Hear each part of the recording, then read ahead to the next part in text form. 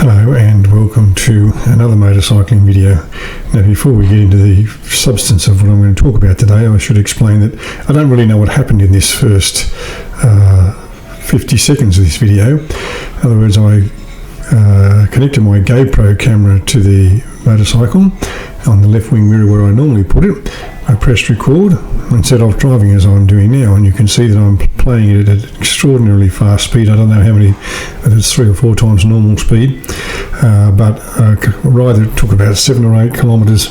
I completed in about 50 seconds. I don't know how I did it, but I left it in there because I thought it was something a bit different, and so as I said, I left it in there. I recorded doing that once when I was in Launceston, but I still don't know how I did it. Alright, so what I'm going to talk about is some stories, I wouldn't say myths, but some stories that are doing the rounds in the motoring circles at the moment. And whilst I'm not going to dispute what is being said, I'm going to provide you with what I think is an alternative explanation in some cases. Now, the first of these stories concerns electric vehicles, as they often do these days, and that is that the electric vehicle revolution is over, and the proof of that is that the major manufacturers, that is Tesla in particular, but also BYD, MG and Aura, have all discounted their prices, and in some cases those discounts range between about $1,000, and I think with one of the MGs in Western Australia, MG electric models, the discount has been $10,000, and this is proof that the electric vehicle revolution is over before it began, and sales have stalled, and the sky is going to fall in on the electric vehicle revolution in a very short space of time. Now, I'm not disputing the fact that sales have stalled, and I'm not disputing the fact that prices have been discounted. Those two things are indisputable. As I say, the discounts range somewhere between about $1,000, and as I said, in the case of one of the MG models in Western Australia, where cars are dearer than they are elsewhere for some reason, the discount amounts to about $10,000. What I'm going to say is that there could be an alternate explanation, and that alternate explanation is simple. Tesla and the other manufacturers that I mentioned are in business to make things, and when they've made them, they want to sell them, in the same way as the people who make fridges or TVs or shoes or clothing or jewellery or you name it. Somebody's making something, and they're making it with the intention of selling it. If people don't buy what you're selling and you continue to make it, then ultimately your business will go out of business, because you'll end up with product that nobody's buying, and that's costing you money, and you're not making any money in order to repay your loans or whatever. So anything that you want to sell is only worth what the consumer or the purchaser is prepared to pay when you need to sell it. If you need to sell your house and you say, I want $1 million for it, and the real estate agent says, well, it's not worth $1 million, it's worth $600,000, and people are only prepared to pay $500,000 for your house, that's what it's worth. It's the same with cars. If you put a sticker price on your car and no one buys that car at that price, then you have a couple of alternatives. One is you can advertise more and more and more and try and create the demand and try and sucker people into buying these things, or you can be realistic and say, well, the sticker price is too high and we need to lower it. And if we lower it, hopefully we'll sell more cars. Now, Elon Musk is a person whose behaviour is at best unusual.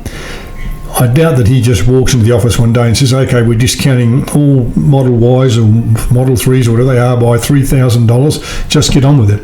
I'm sure he's got a board, I'm sure he's got accountants, I'm sure he's got marketing people to account to.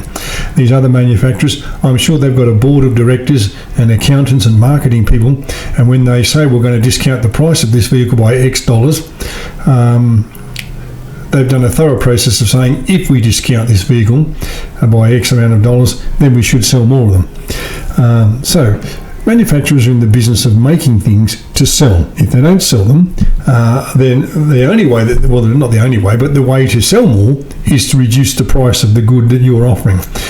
When Toyota for example, or Mazda or Subaru or any other manufacturer, for example, says we're having an end-of-year financial sale and we're discounting the price of all of our vehicles, that's considered just business. When any of those brands that I've just mentioned say we're having an end-of-model sale and we're discounting the price of all these vehicles to get them off the lot so we can bring in the new ones and flog the new ones, that's considered business. That's what you do. You've got these things that you want to sell, and in order to sell them, you've decided we need to reduce the price. And we might take a haircut on these and lose a few dollars on these ones. We'll make that up on selling the newer model at a higher price or something like that. So price reductions, whether they be by what are now being referred to as legacy manufacturers or the new manufacturers, is just part of the business cycle. You've got stock, it's not selling, discount it and get it off the lot so you can get the next lot of stuff in. The second thing that's being said is that the Chinese manufacturers are receiving huge subsidies from the Chinese government, and this is distorting the market, and it's an unfair practice. Now, I'm not saying it doesn't happen because I don't know, but I say to you, if you've heard those stories and thought, yeah, that's unfair and it shouldn't be allowed, I want you to cast your mind back to the time before 2017 in Australia, when the last Australian-made motor car rolled off the assembly line. Up until that point, for decades, governments of both persuasions had been throwing money at Ford, Holden and Toyota to continue to make cars in Australia, well past the point, especially in the case of Holden, that people had stopped buying cars and stopped buying Holdens and Fords. But the government was saying these jobs are too important. We can't have all these people losing their jobs and being unemployed. So we'll continue to give you money. And then at some point, the government under Tony Abbott and Joe Hockey as Treasurer said, well, we're not going to give you any more money. And the car manufacturers said, well, we'll just close up our factories and leave, which is what they did. Toyota were then still making cars that people were buying, were making profit because they were making the hybrid Camry here and it was being exported, whereas Ford and Holden would not, their parent companies were not allowed to export from their Australian operations, and people had stopped buying Commodores and stopped buying Ford Falcons in favour of Japanese cars and Korean cars. So that's an unfair distortion of the market. We had tariffs which were up to 25%. We still have a luxury car tax that supposedly protects a local industry that doesn't exist. Those things are distortions of the market. If you cast your mind back a bit further than that to the 2008 global financial crisis, the United States government of the time, which I think was the administration of Barack Obama, threw literally billions of taxpayer dollars at motor vehicle manufacturers to keep them in business because there were so many jobs involved. They said these companies are too big to fail.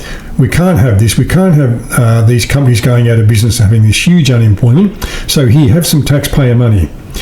That's a distortion of the market, don't you agree? Might it not have been better if we're just having a pure market economy to say, well, you've managed your affairs poorly. If you go under, you go under. But we couldn't do that. No, that couldn't be allowed to happen because of the political implications for it. In places like Japan and Korea, there are restrictions on the import of foreign vehicles to support the local car industry. So that's an alternative explanation. That doesn't mean that it's correct, that it's okay for the Chinese to do this. I'm just saying that other countries, including ours, have done similar things in the past, and we thought that's okay. The Chinese might reasonably say, though, that these rules that are supposed to exist, that are put together by the World Trade Organization, they might reasonably say, well, when those rules were put together, we weren't a member. We weren't considered to be a big enough trading economy to be a member. Now we are. Maybe those rules should be looked at again, or maybe the rules should be reviewed in terms of there being other countries that are now big export manufacturers of motor cars, for example, and therefore exporters of motor cars. A third thing that's being said and said frequently is that Chinese cars are all rubbish. They're all poor quality and they're all rubbish. Now, I'm not here to defend Chinese cars. I don't own one. I don't have any shares. I don't have any interest in it other than just to put this point of view. There are a lot of people who review cars, and I've mentioned these before, but there are Car Source, Cars Guide, Cars.com, The Right Car, Ludicrous Feed, Drive, and then there are the various state motoring organisations. All these people review cars, and lots of videos are made by people who review cars, talking about the vehicles that they've driven, of course. Now, not one of those people have said that the build quality of those Chinese cars, and by that I'm talking about LDV, MG, Aura, Great Wall Motors, BYD, and so on, Chery, Haval, not one of those reviews has said that the build quality of those cars is poor. They give them the same sort of touch test for the and the same sort of shakedown, and they say that they're not full of rattles and squeaks, that they are made with quality materials. Now, as to what their market value is going to be in 3 or 4 years, we won't know that until people own these cars for 3 or 4 years. What's the value of an electric vehicle in 3 or 4 years? Again, we won't know until people have owned those cars, those BYD Atto 3s or BYD Seals or Dolphins or MG 51s or whatever they are. We won't know what the resale value is until people have held those cars for 3 or 4 years and then go to trade them in. What sort of deals, what value they get. It may be the case, somebody was quoting the other day saying, well, there are lots of Teslas for private sale, and that proves that dealers don't want to trade them. That may be the case. It may also be the case that people think, I will make more money if I sell this car privately than I will if I trade it in. Reason being, the dealer's going to say, well, after I give you a trade-in on this, I've got to detail this car, and I've got to make it presentable for the next person who might want to buy it, and then I've got to put a markup on it so I make a profit out of that. So I've got to give you a lower trade-in than what you think, or a lower amount than what you think your car is worth. So perhaps, now I don't know if this is the case, I'm putting this as an alternative point of view though, but perhaps some of the people who are selling second-hand Teslas privately are saying, I'll make more money if I sell it privately. Now, as I was getting back to the point about these Chinese cars, lots of people I'm sure can remember that when Japanese cars first came on the market, we said exactly the same things about them. The build quality was poor, the reliability wasn't there, people wouldn't buy them, and yet now they're the biggest sellers. Toyota's the biggest selling car in Australia and the biggest car company in the world. The same was said for Korean cars when they first came onto the Australian market. They were cheap and nasty, not cheap and cheerful, but cheap and nasty, and people wouldn't buy them. And the only people that would buy them were those who couldn't afford to buy a Japanese car. And so the Korean point of view was, well, we put people who are on lower incomes into cars that might otherwise not have been able to afford a car. But over the years, both the Japanese learned how to make better cars and better quality cars, and the Koreans have done exactly the same thing. And so now, coming into the market in exactly the same position as those two countries' manufacturers, are the Chinese manufacturers, in that their labour costs are lower. They have all the supply line established within the nation now, so they're not waiting for parts to come from somewhere else, because they make the car there and they make all the parts there, and so they're able to produce these cars. And as I say, all the people that review them generally say that the build quality is pretty good. They do, in the case of some of the electric cars, criticise the range and criticise the fact that there's a lack of a spare tyre, and they do criticise sometimes the performance and size of the boot and things like that, but they don't ever, I've not seen one review that has said the build quality is poor, the panels aren't fit together well. When I took it out on the road, things started falling off it, there were rattles and squeaks all over the place, and it was just a rubbish car, and I would not recommend it to anybody. And those reviewers all, I'm sure, pride themselves on their integrity and their independence and their ability to say honestly what they think about a car. In the case of some of those individuals, they may depend on advertising revenue from motor vehicle manufacturers as part of their business model.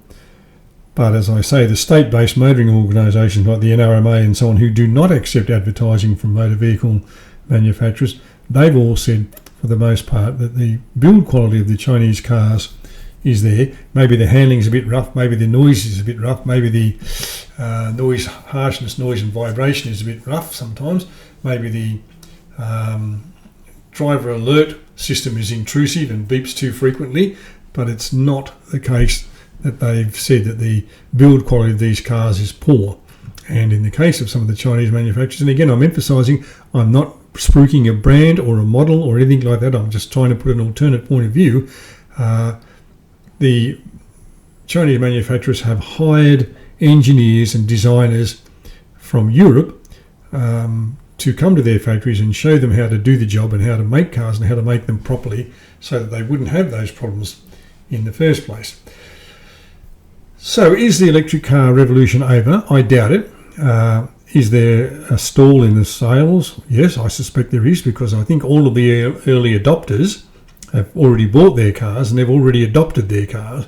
And what has to happen now is that the next group of people, which is the mainstream buyers of vehicles, have to be persuaded that buying an electric car is a viable and sensible option for them. And that might take a little bit more work and maybe a little bit harder to do. And in the case of manufacturers, they're saying, we've got stock in our showrooms or on wherever we keep our stock, and if we're not selling it now, the only way we can be sure to sell it is to cut the price and get those cars out the door.